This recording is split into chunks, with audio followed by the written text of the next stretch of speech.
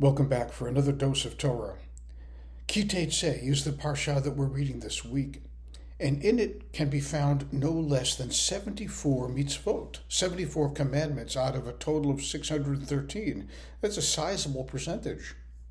And they run the gamut from shiluach hakein, shooing away a mother bird from her nest before taking the eggs, to the rules of engagement, the rules of war, what is one allowed to do, what is disallowed to do, and obviously well before the Geneva Convention, and leaving the corners of the field to the poor, and a bunch of other mitzvot that are connected, and some of them totally disconnected one from the other.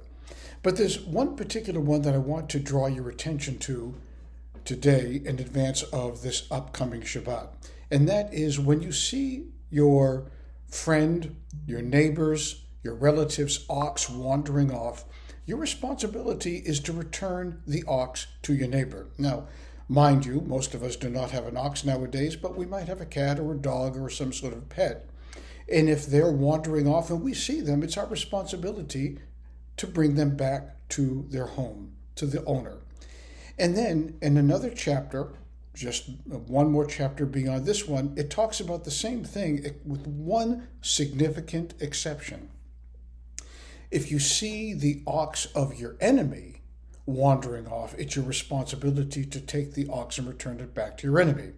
So looking at those two mitzvahs kind of connected with one another, juxtaposed, one wonders why there is the mitzvah at all of returning the ox to your friend or to your relative. Isn't it self-evident that that's what we would do because we care about this individual? While the other one about returning the ox to one's enemy isn't necessarily self-evident. We may feel spiteful, we may feel angry, we may feel like we've got to get revenge on them, so we'll look in the other direction. But there's something deeper at the heart of this that I want you to focus on with me for a moment. There are many times in our life when we give strangers more attention, more care and devotion than we do the people who are in our personal orbit. It may well be that we rush over to help an old lady with packages or open the door for somebody whom we do not know, whereas we might leave our child or spouse to fend for themselves, carrying their own packages, and let them open the door for themselves because we're with them all the time and we just take them for granted. So actually, we do need both mitzvahs, both articulated mitzvahs to tell us that we need to care for those people whom we do not care for and those people whom we should be caring for but sometimes look askance or ignore. So it is this that I want you to focus on with me, because at the heart of this lies something extraordinarily powerful. Here's a story that gives legs to this idea. A rabbi returns back from Shabbat service. His wife greets him at the door. Honey, how did it go? What did you speak about today? I spoke about tzedakah. And how did it go? How was it received by the congregation? He said, I touched about half the congregation. And she said, which half? The poor, he said. It is oftentimes that we miss those people who are most needy and evident to us because we're too busy looking for people whom we want to please.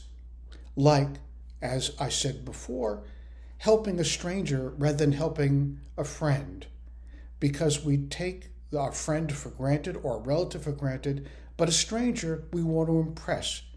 Much in the same way that we will go out of our way oftentimes to help people who do not need our assistance or our help, like the story of the rabbi who touched people who were poor, who needed to give tzedakah. It's not they who need to give tzedakah, it's the people whose hearts need to be opened to those who are most needy, people who are not necessarily connected to. Those are the individuals that we need to devote ourselves toward. There's one more thought I'd like to throw at you before we finish. There's an old story that I heard many years ago. I cannot trace its origins anymore, about a rabbi who was listening to tochechot. Tochechot are admonitions that are read a couple of times a year during the cycle of the Torah reading, admonitions that talk about all the things that a person can do wrong and the curses they bring upon themselves as a result of those wrongdoings. And this rabbi, listening to the Tochechot, began to weep uncontrollably. So people went up to him, "Rabbi, what's the matter? Why are you crying so much? You're a good individual. You're not guilty of these things." And the rabbi responded by saying,